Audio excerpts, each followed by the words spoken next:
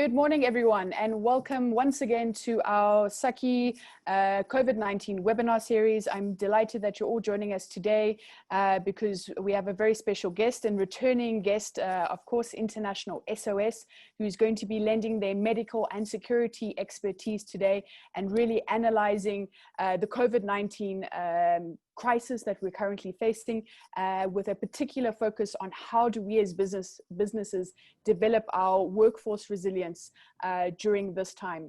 So we're going to be posing these questions. So I'd like to say a very warm welcome to all our members joining. I see we have Caroline. Welcome to Lizette from International SOS as well, of course. Oscar, Phoebe, Xavier. I think Xavier is probably one of our most returning ones. So welcome to Xavier once again to you. We're gonna proceed in a few minutes. We're just waiting, of course, for everyone to come in slowly. In the meantime, I'd like to extend a big thank you and a warm welcome to International SOS, specifically to our two speakers today, or our two experts. We have Dr. Christophe Kavanagh, who is the Medical Director for Central Africa for International SOS. And of course, we have Annelien Busa Mofokeng, who is the Security Director for Africa at International SOS. And they respectively will be giving their medical and security expertise and really facilitating the discussion today on how, as we slowly start returning to work, or many of us, and we're reaching this peak in the South African context of the virus itself, how do we develop this workforce resilience within this context, make sure our employees, of course, our workspaces are safe and secure, and of course we can be as productive and adaptable as possible during this time. So for those just joining now, a big welcome to all of you. We're joined with International SOS, and today we're going to have our two speakers who will give a quick update on the situation currently in South Africa. We're going to look at some organizational challenges and then, of course, the medical and security considerations as well. So on that note, I'd like to extend again once a big warm welcome to International SOS for joining us. And Christophe, I'm going to hand over for you. Thank you, Amy. So good morning, everyone, and welcome to our webinar on how organization can ensure a safe return to workplace for their employees. Many countries in Africa have been reviewing their restrictions that are in place to curb the spread of the coronavirus disease. In the past week, some of them have eased their lockdown measure to allow some essential economic activity to resume.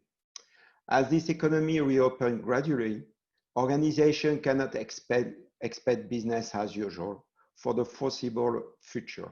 However, they need to maintain operation viability and sustainability to provide the duty of care to their employees.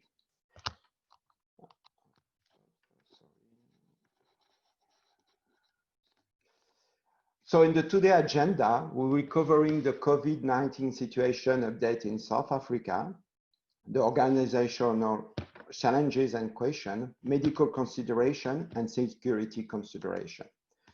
So Amy already, the next slide, please. So Amy already introduced Annelien and myself, so we can move to the next one. So some update on the COVID. So the first alert on the COVID crisis was sent on the 31st December of 2019. And on the 5th of January in 2020, WHO published the first outbreak alert on this virus. Today, the global number of cases, confirmed cases, reached 9,300,000 cases, with a total of 478,300 deaths worldwide. In Africa, the global number reached 325,000 more or less, with 8,613 deaths. For South Africa, yesterday, we have a cumulative count of COVID cases of 111,800. This number doubling every 14 days for the last month. The new cases recorded on the 24th was 5,688, and the total death was 2,205, with a majority of male patients, a bit more than 53%. What is interesting for Africa and South Africa, the case fertility rate is around 1.88%. If we compare to Europe, in Europe it was 8.2%. And we will discuss further perhaps the reason of this, in fact, low fertility rate. Can we move to the next slide? Thanks. So African governments have responded in equally aggressive measure with most of the states, a complete or partial lockdown, impacting significantly the economy and the society at large, causing a heavy burden and hardship on businesses and individuals, changing permanently the social and the structural integrity of the society as we know. There are many factors that could change the trajectory of the pandemic in Africa, including the age of the population, the TB vaccination, the underlying health of the population, the fragile public health system, and the ongoing epidemic in Africa. We're talking about TB, HIV, and malaria. All of these are uncertain at this moment, but we can be certain that to be seen a triple burden of the pandemic in Africa, related firstly to the health and impact after a delayed start brought by the lockdown, and secondly, and perhaps the more important for Africa, the economic and the financial burden and hardship that's already affected businesses and individuals. We have seen a resurfacing of acute malnutrition in children, highlighting the severe economic impact of the coronavirus and the mitigation strategy implemented in the various African countries. Lastly, and the more perversely, the social and economic disruption that results from the economic burden.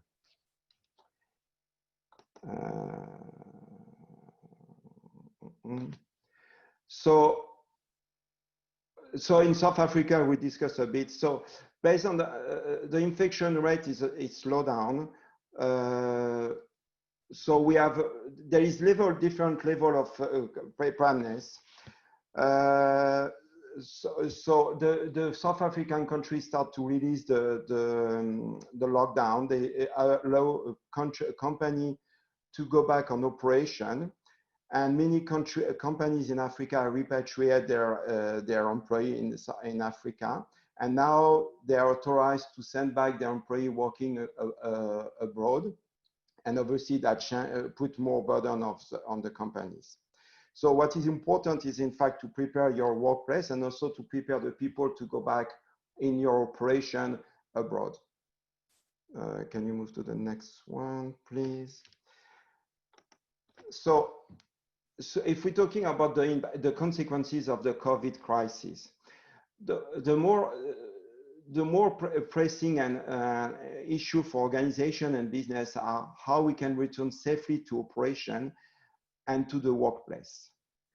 With the dawning of the new reality, the first obvious impact of most individuals and organizations is the psychological impact of the epidemic. There are many potential stressors ranging from information overload.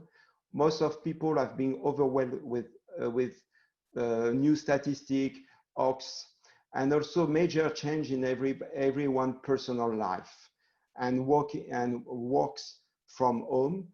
And there is with competing work and family responsibility, health threat with the loss of family and friends, combined with the uncertainty of the present and the future, and ensuing social and political instability. Psychological health and the maintenance have been more and more important to pave the acceptance and the preparation for the new norms, the new normal. The next one, please.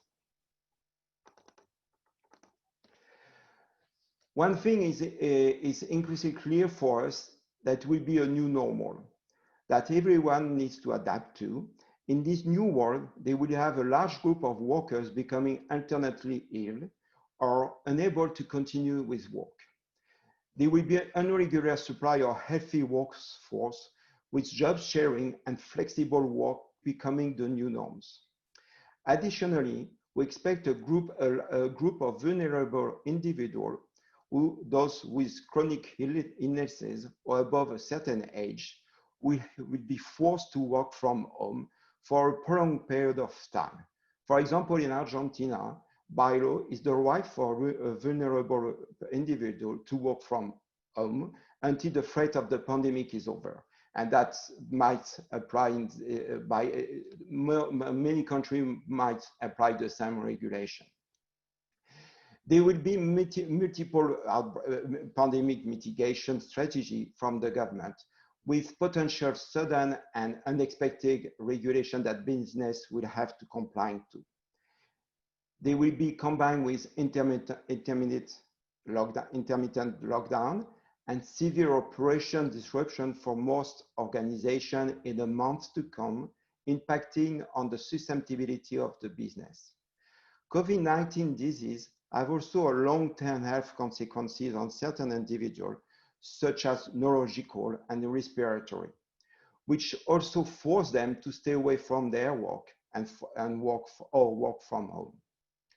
Businesses will have also to develop return to operation procedure to maintain their workforce place safe and their workforce healthy, and to comply with the new local regulation. Businesses also have to expect recurrent outbreak like in Europe, China, that are currently experiencing. And all of this will lead to a contactless world. The next slide, please. So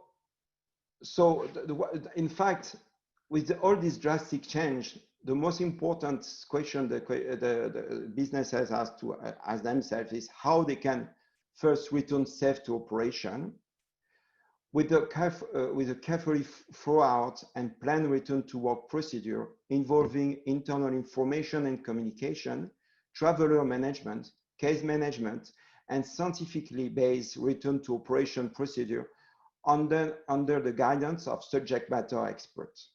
The second question they should ask is, which harm are employees at risk? It's important to identify them, and we have there is several risk factors need to take in consideration that can lead to complicated and severe form of COVID-19 disease. Chronic disease like hypertension, heart disease, diabetes, and also age is an important factor. So the third question is who and how I should test for COVID, test my employee for COVID test. Testing strategies to comply with first the local public health guideline and the epidemic progression. Which test we should use? There is many tests. There is the molecular test called the PCR test, and also there is the serological test, antibodies, antigen test. Each test has its own pros and cons and limits. And there are each test have false positive and false negative results. And they need to be carefully structured in the return to work procedure to be used in a smart way and to identify which employees are at risk, which employee can go back to operation safely. And that should be under the management of health professional, the assistance of health professional. So the important question is, how can I manage a COVID cases? Which each organization and each country will have a specific, while each organization and each country will have a specific requirement, there are some basic principles such as provision of personal protective equipment, mask, sanitizing equipment, and material, as well as physical space to allow for physical distancing. There are procedures that can be implemented at the workplace, such as temperature screening or travel or symptom questionnaire to improve the safety of the employees. Employers have also a duty of care and the duty of loyalty to their employees. So, and the last one is, how can I, as a company, I can inform and engage with my employees? By providing regular, reliable information to the employee, using a portal scientific portals such as the International Pandemic website, businesses can prepare their employees on the different stage of the pandemic. It's also important to look after the psychological aspects of the organization during the pandemic. International SOS have been assisting organizations preparing for the pandemic and guiding organizations every step on the way, providing expert advice, practical guidelines, and innovative services such as mental health hotline, advising and procuring medical equipment, assisting in medical and security evacuation and repatriation of staff. Okay, you already moved to the next slide. Learning from the different health crises and also from our experience in Asia, the most agile company for this pandemic will need to use accurate health intelligence, be flexible and adaptive. They need to seek for medical insight and use scenario to guide decision. Plan forward and in advance for recovery and return to operation. They will need to also accelerate digitization to enable a contactless world. In order to weather the incoming storm, companies will need to repurpose their business line to adapt to the new world. They also need to reskill their workforce to deliver the new services. They must re-engage with their employee and customer to redefine their value proposition, and they will need to reallocate their resources to their new line of businesses to ensure survival. Next slide, please. So this is the pandemic graph. It's a pandemic graph for virus infection. It doesn't. We don't have yet the one for the COVID-19, but with it was developed for the previous Merck's COVID infection. So in the pandemic evolution to come, each stage needs to be accompanied with appropriate and effective action. We know in the initial wave of infection where containment, delay, and immediate mitigation measures require actions such as emergency response with testing, contact tracing, quarantine and isolation. That's for the immediate mitigation action. Delay with lockdown and social distancing. And the immediate mitigation will increase personal hygiene measures such as hand hygiene, mask, and cleaning of premises and office space are required. Until the second wave pushed the world in the new norms, to survive to the end of the epidemic, organization will have to adapt to this normal. They will require medium-term strategy of carefully thought out return to operation plan and long-term planning on how the organization can repurpose, reskill, re-engage, and reallocate in this new world. Flexible working, job sharing, workforce rotation will be combined with digitization, automation, resulting on a contactless world. There will be also a new reality in the social and political landscape in Africa. And I will leave it to Annaline to develop more on this last part on the social and political impact in Africa. Thank you, Dr. Christophe. As we've seen the picture being painted by Dr. Christophe, we are still heading for possibly some turbulent times and for some very challenging times that will come while we're battling with this pandemic. And as we've seen when the pandemic started, we all anticipated it to be a strictly medical situation or strictly a medical impact. But as it has developed over time, we've also seen that it has impacted other sectors or spheres in the society, in the countries. And we then also see that security has also been impacted by this crisis. And for us to clearly assess and ascertain how that impact is manifesting itself, we have spread the impact of COVID-19, the security impact of COVID-19 over 3 layers or 3 security issues, as you've seen per this slide. where we then look at primary security issues, secondary security issues, and tertiary security issues. Now, in terms of South Africa, we really see the challenges in terms of political instability in the country, where we more see a robust civil society challenging government with regards to their implementations, their lockdown restrictions, the legalities and the mandate of the committee that is managing this pandemic and this crisis, and also questioning some of the measures that has been implemented, as we've seen with the alcohol and cigarette ban in South Africa. But also with regards to security infrastructure, we see the rollout or the involvement of the military supporting governments to ensure the lockdown of the pandemic, and that is purely because our security resources are under tremendous pressure with regards to helping government to implement these measurements with regards to the lockdowns on certain levels.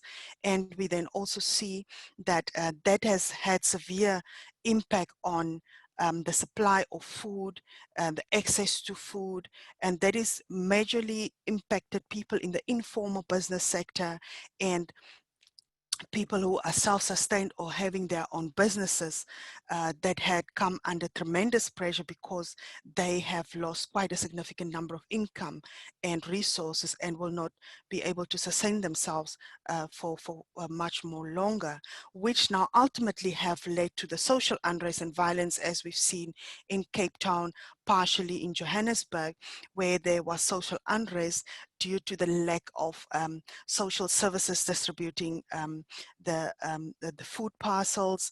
We've seen some looting in Cape Town, businesses being attacked, logistic trucks being attacked where there was distribution of food.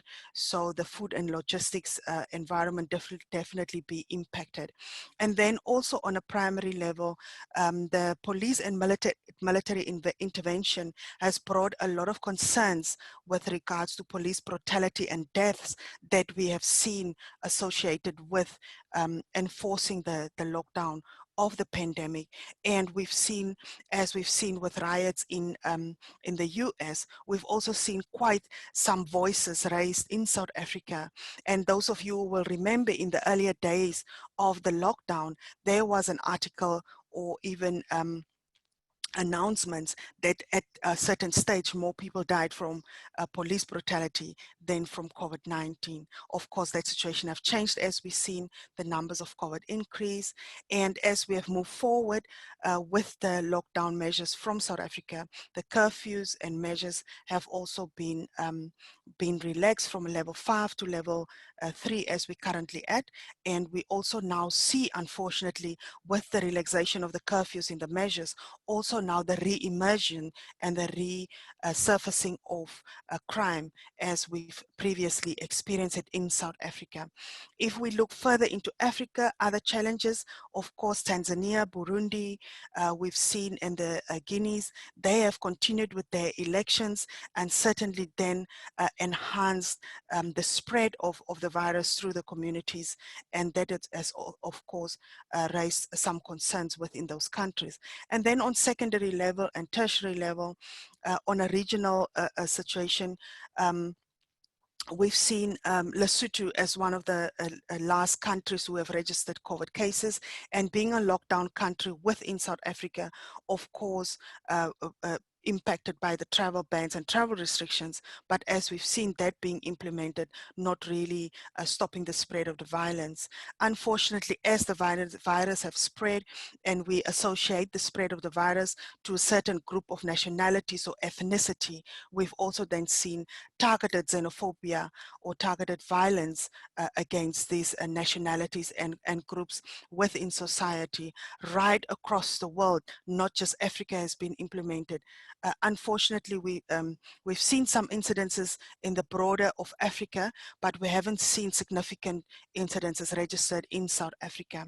During the lockdown, we've seen the crime have significantly lower due to the fact that people have been at home and not being exposed to criminal activities. We've seen some of the lowest numbers of crime in South Africa, but as I've mentioned, with the relaxation of the lockdown, we see now that some of these incidences are being reported again, re-emergence, and as you may have seen, quite some disturbing numbers on gender-based violence and domestic violence, and definitely an opportunity for organizations and companies to emanate and elevate those issues within the organization and do either significant training or making a stance against such violence incidences. Globally, of course, we've seen all the geopolitical implications and shifts, the oil price shock, and all of that have ultimately come down to impacting on the impact of COVID-19 in the environment, and definitely going forward in future, especially in South Africa, with the current economic situation, with the current crime situation, and ultimately, most importantly, the current unemployment situation and how employment has been impacted by COVID-19. We've seen numbers the worst in the history of South Africa. We will definitely see more social impact, social disturbances, social protests, and then unfortunately also crime, as people will try to make a living during this pandemic time. Now, what is it that companies need to take into consideration when they think about security and how their workforce are being impacted by COVID-19, but also how to improve the resilience of the workforce by taking into consideration security situation. If you look at step one, it's very important to map out how and where your operations are based, located, have a proper risk assessment done within that area to see how are the activities within that area impacting on the business, not just where your operations are, also where your staff live, especially when if you have a large footprint of international assignees that have to be mobile between office and home, or between a site in case of a mining site or a manufacturing site. Very importantly, as Dr. Christoph has indicated as well, the kind of information that you gather, where you gather it from, which are those sources that you are using, it needs to be credible, it needs to be verified, and it needs to be information that you'll be able to help, that will assist and support you and your COVID-19 committee, as we see in some companies, or your crisis management committee, that you can help and assist to make decisions timeously, and decisions that will impact on the operations of your organization. At this point, I would like to recommend, even though some companies prefer to have a COVID-19 committee, this pandemic is a good opportunity for you to see how your crisis management team is operating, and also how the business continuity team is operating. And as this is a prolonged pandemic or a prolonged situation, it is very important to see in terms of resilience of those committees and those entities and how they can operate. Then on communication, as also previously mentioned, whatever decisions is being made or whatever information that you source from these credible sources, how do you share that information with your workforce?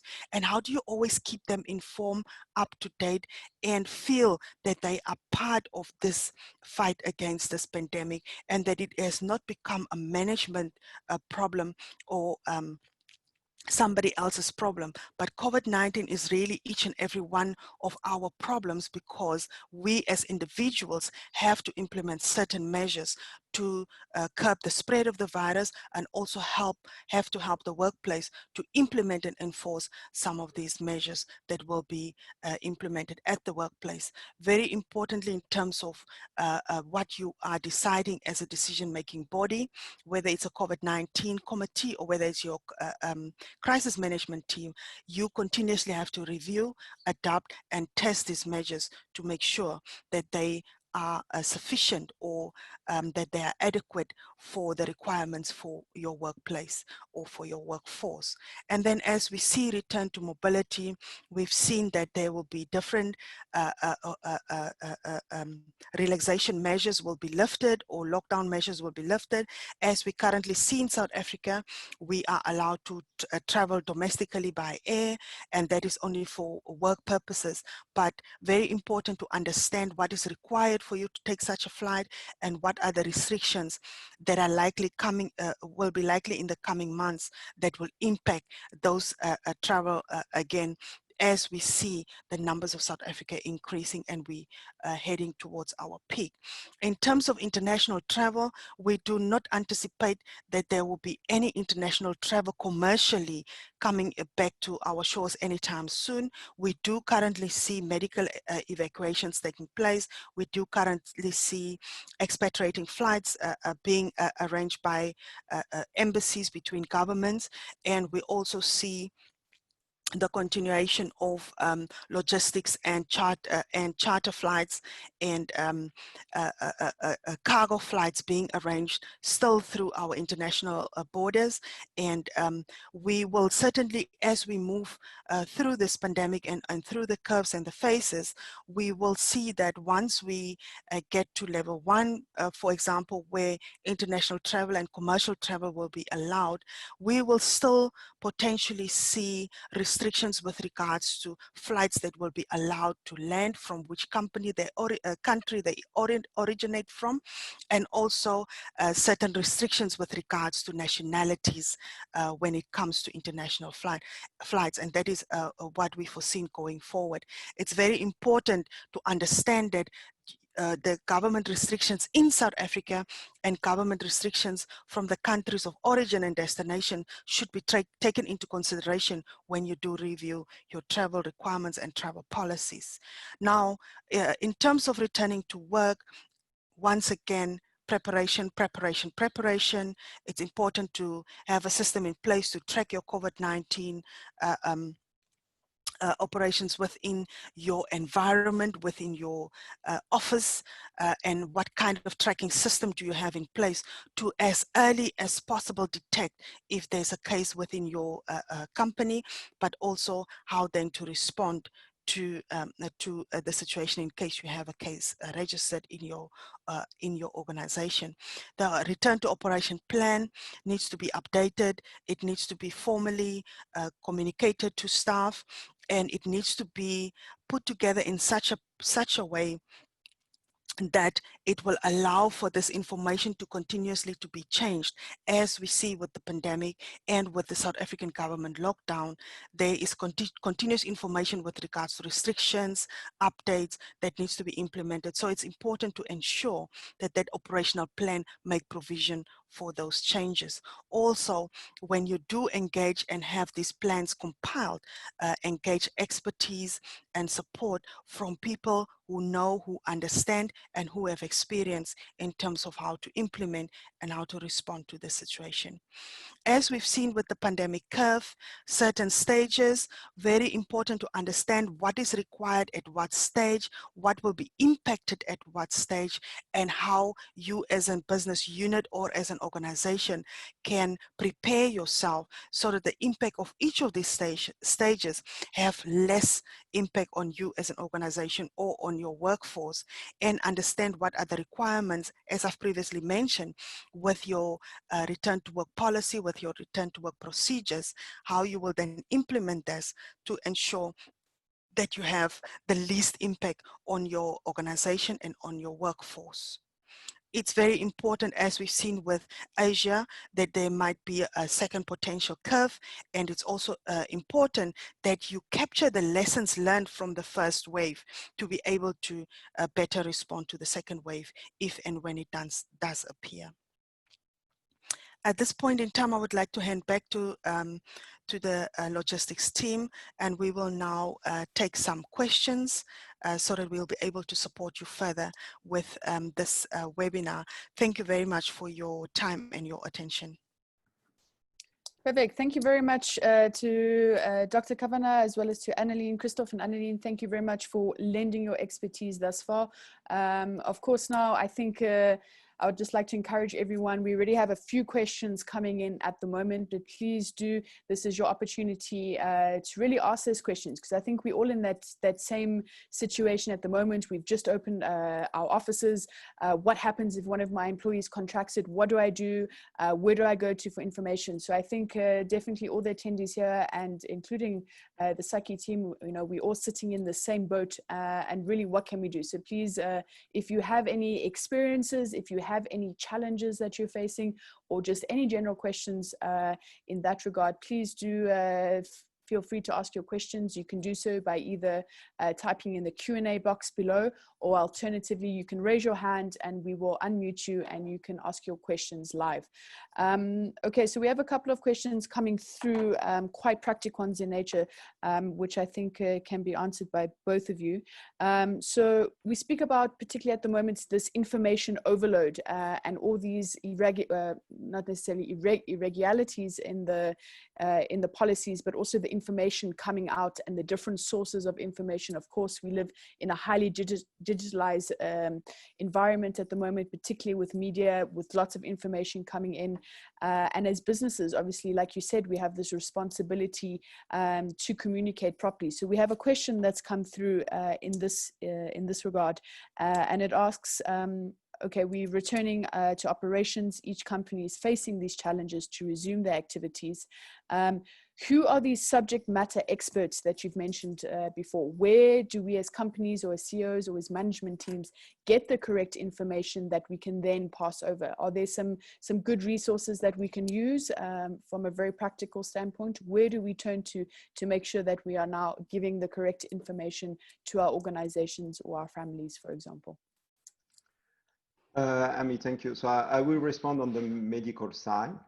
So I think the subject matter, it's a trustable and recognized organization that you can find this subject matter. So regarding COVID, you have a couple of organizations like the CDC, the WHO, the NSID, and also International SOS. We are, through our experience and in Asia, and with different organizations, and also with the experts we have in our organization, we position ourselves as an expert matter in this kind of crisis. And we're helping many organizations across the world to develop their procedure to return safe to work. We also help them to monitor this procedure and to adapt this procedure with the new norms. So obviously, it's a very fluid environment at the moment. We are in South Africa. We are the first. We are still on the first wave. We haven't reached yet the peak. And in Europe, they are facing the second wave, like in Asia.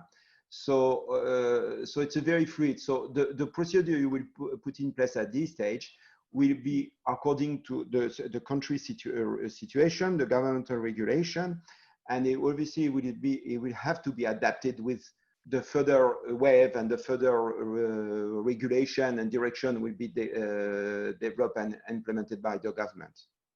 So it's for medical information, WHO and NSID or CDC, and for developing procedures, we position ourselves with our team and the experts we have on our team as an expert matter for organization.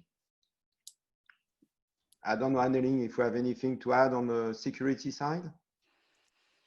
Dr. Christoph, thank you very much. From a security side, I will just add that this is a perfect time to test your communication channels with your crisis management team, because most crisis management plans only make provision for managing the crisis, and very many of them lack a protocol or procedure on how to communicate.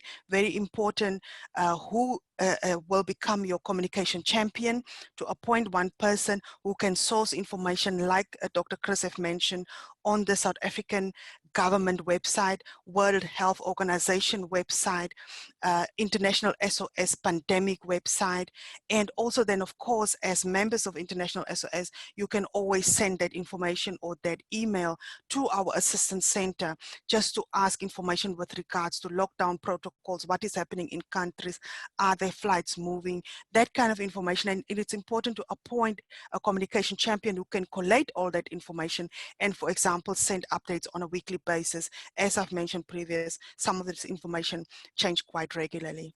Thank you, Amy. Thank you very much for that response. And it's always good to know that we have in our members someone who's able to verify this information for us and make sure we're on the right track. So we have a couple of three sort of questions that are coming through that are more of a practical nature. So Ms. just advise me if you're able to give a South African specific answer, because I see we have a couple of international members here today, some sitting in France, someone from Japan as well. But I think majority of our members or attendees here today are in South Africa and have quite practical questions. So maybe you can just advise on these type of things.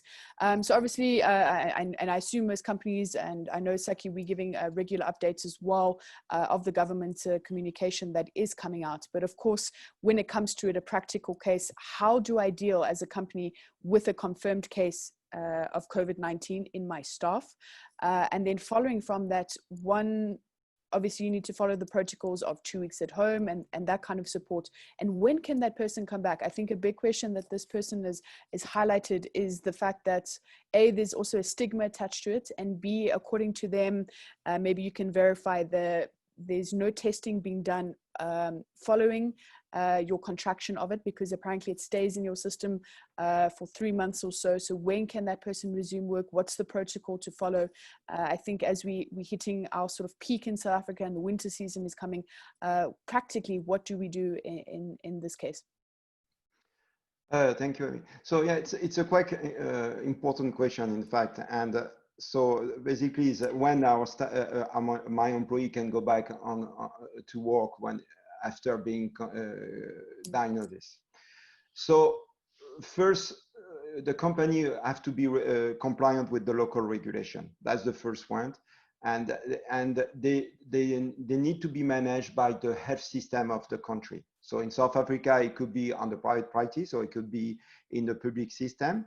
But the care has to be managed by these two health systems.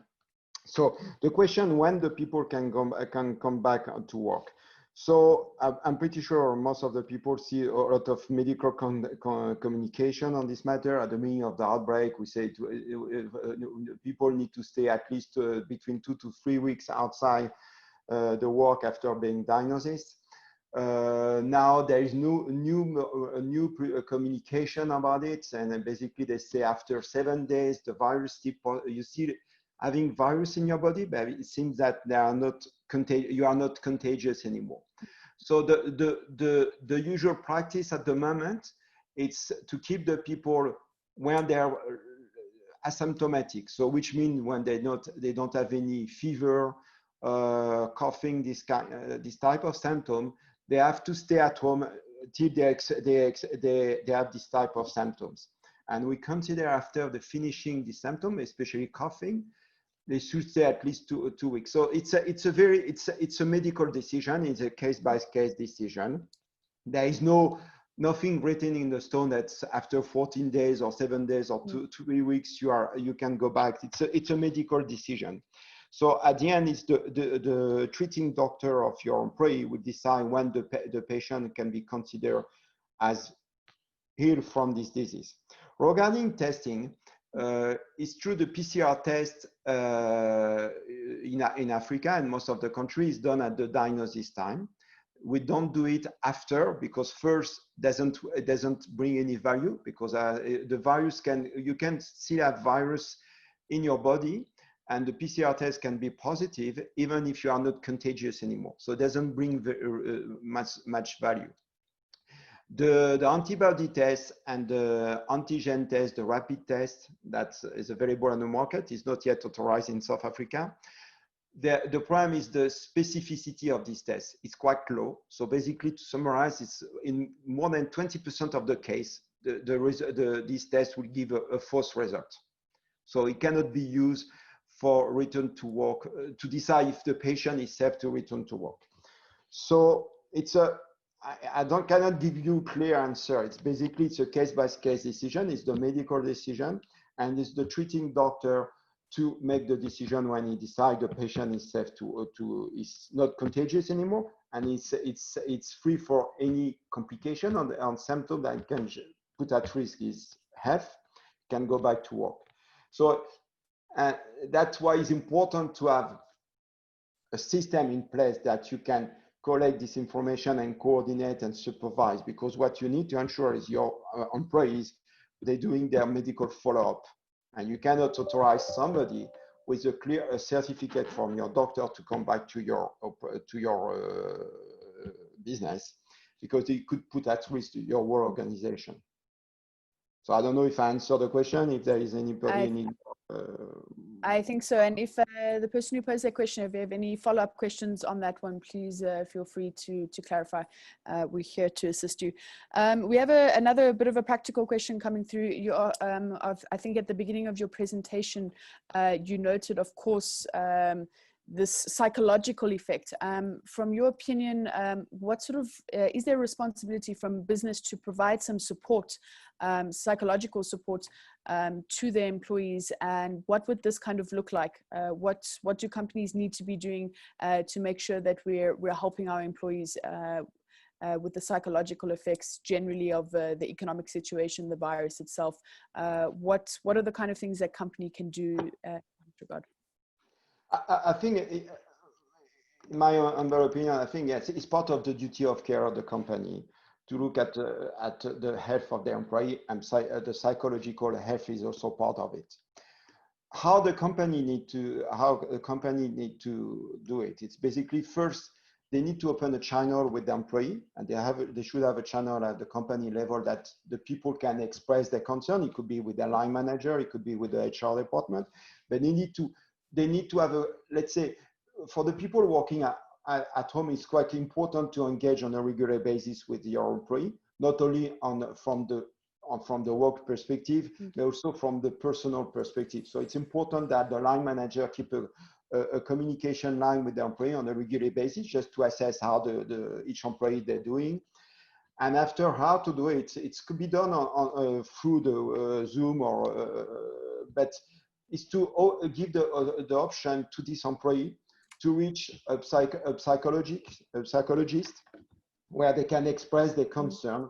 Because the biggest problem with the psychological impact is not it's obviously the confinement, the lockdown, but it can trigger, or it can making worse a previous psychological issue that was partially managed by the employee because he was working and he was interacting with people, but being back at home, suddenly his previous psychological problem and issues can surface and become more and more important, and it could jeopardize his ability to work, and also it can have an impact on his family life.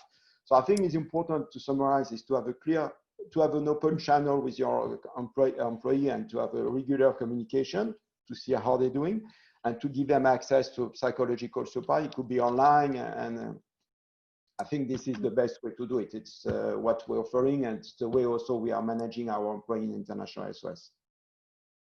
Perfect. Thank you very much for that insight, Christophe.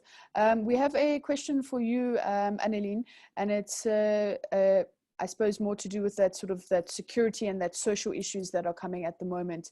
So this question is in context. It reads that, of course, we had the budget speech, the mini budget speech of Tito Mboweni the other day, and he has declared that the South African economy is set to shrink by 7.2%. Of course, we know in South Africa that unemployment inequality is extortionately high, particularly amongst the younger populations as well, which is the main population, main demographic of our population. So in terms of how, I suppose the question here would be, how big of a security issue is the fact that we're going to have increased job losses, a shrinking of the economy, and of course, no doubt, more inequality than already exists. From your International S, what as businesses do we need to keep in mind, but just generally, what's the situation on that? Thank you for the question, Amy. Yeah, the picture is very bleak when you look at unemployment and the whole working environment in South Africa right now. And just to link to your previous question in terms of mental health, it's very important for companies first to portray a message or to share a message of we are all in this together.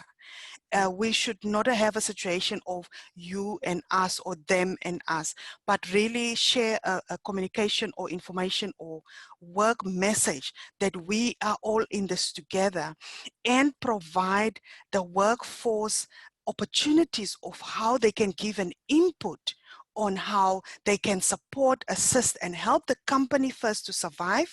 But secondly, how can we support, you know, in terms of employment, that people can kind of keep their jobs, but also thirdly, those who are going to lose their jobs, how can we continue support them, maybe by contractual work, by reduced work hours, and so forth. So really have a channel and an opportunity where the whole workforce environment can support and engage. And here transparency is really the word for companies to share with their employees what is the status of the company, how long the company will be able to survive or sustain business, and how it's going to impact on the workforce.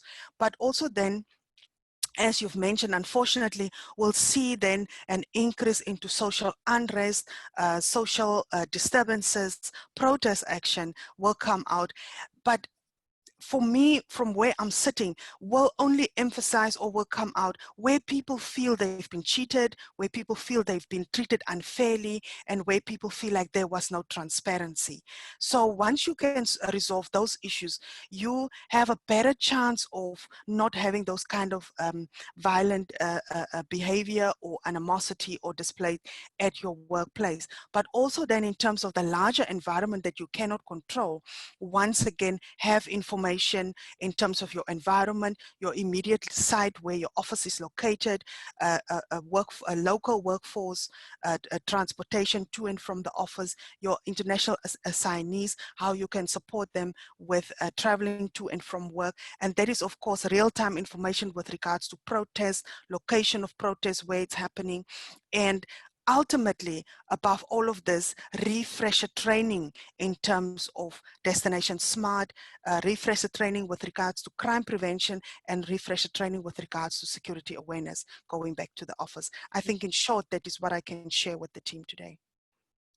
Thank you very much, Anine. And I suppose it's quite difficult. I mean, of course, we're in contact with businesses and our members every day, so we kind of have a good feel of what these issues, and it sort of seems to be a rock in a hard place for companies to try balance these sort of health risks with these bigger economic challenges. I mean, for example, on Monday, I think is just an illustration of how vulnerable we are with the taxi striking as well. So that's the sort of the main form of transportation, the increase of 170%, no taxis, so even to get to work. And then, of course, the conditions at home, I'd say for the majority of the population, aren't suited or adapted to this digitalization and working like this. So definitely some big challenges ahead. But I suppose, like they always say, the basis for all innovation is change as well. So that's great. So we have, I see we are running towards the close of the webinar. We have another question that's just come through here, and it reads, Anneline mentioned transparency. Do we have an obligation to inform other staff who are not in contact with the infected employee that we have a confirmed case? So, Anneline, if you don't mind, I will answer because it's more a medical question. So, by law, no. What is important when you have a COVID crisis is to COVID case is to perform identify the contact subject. So it's important to do the investigation and to identify the contact subject, and to have these people monitored. And obviously, if they are working at home, they should be working at the office. They should be sent back home, and they should be under medical monitoring to ensure they have not been infected. I think you don't have any obligation.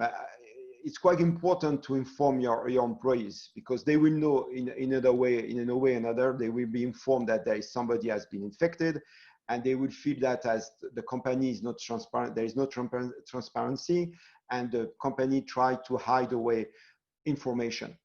So I think when you do this type of information, you need to the information need to be anonymous. You cannot say any name, that because it's a breach in medical confidentiality rules. But you need to inform the employee that somebody has been infected, diagnosis, is under treatment, is doing well, or you give them a bit of feedback on the medical or the health status of this employee, and you need to reinforce. Each time you have this type of cases, you need to reinforce the measure put in place, what has been done to reinforce the measure, and to ensure that there is a proper screening. What is important, in fact, for a company is to be able to screen your employee and not letting anybody with symptoms entering on your premises. So it's part of the return to work safely. You need to ensure you have a system in place, and you screen your employee before every day before they're entering your premises, in order to prevent this type of scenario to occur, and to have somebody with symptoms entering on your premises. Doesn't mean it will be always COVID cases, but a COVID disease, but you need to have this type of place. So the answer is, you are not by law obliged, but it's highly recommended for the transparency and re-engaging with your employee. I think it's key, as highlighted by Ning. If the people, they feel there is something hiding, there are miscommunication, you lose control, and you lose the trust of your employees in your system. I don't know, Anneline, if you have anything to add. I would just like to add one line, Dr. Christoph, in the take of time. Managing, this is where case management comes in. Critical to manage that case, and as much as it is a bad incident, if you have a positive case at work, it also provides you with an opportunity to reinforce measures at work, reinforce protocols, certainly, as Dr. Chris have mentioned, within private policies, sharing that kind of information and making people aware that we are all in this together, and everything that we implement and that we put in place is first for the protection of staff, but secondly, making sure that we comply as per government regulations. So yeah, it will be a good opportunity for the company to reinforce measures at work, but also to share with staff that giving that feeling of togetherness and bringing some togetherness into the office. Perfect. And I think on that note, we're going to close. And I think definitely with those last words, the key things I would say is transparency, being accessible, and having a good flow of communication on that one. So I'd like to encourage, I know this is, I think a lot of, quite a personal topic as well. A lot of companies are facing these. We're facing it personally as well. So if anyone has any follow-up questions or would like to get in contact with the International SOS team, feel free to pop me an email, or any one of the SECUIRTY team, Melanie, Guillaume, Sandrine, or myself, and we're more than happy to put you in contact with the International SOS experts, and you can ask your questions further, or you can get in touch with any advice you need from them. So on that note, I'd like to extend a big thank you once again to International SOS for your time today, and particularly to Dr. Christoph Kavana, who's the Medical Director for Central Africa, as well as Anneline, of course, Boson Mofokeng, for your security expertise today. So on that note, I wish everyone a wonderful rest of the week. Stay safe, be accessible, be transparent, and we'll see you at our next webinar. Thank you. Thank you, bye.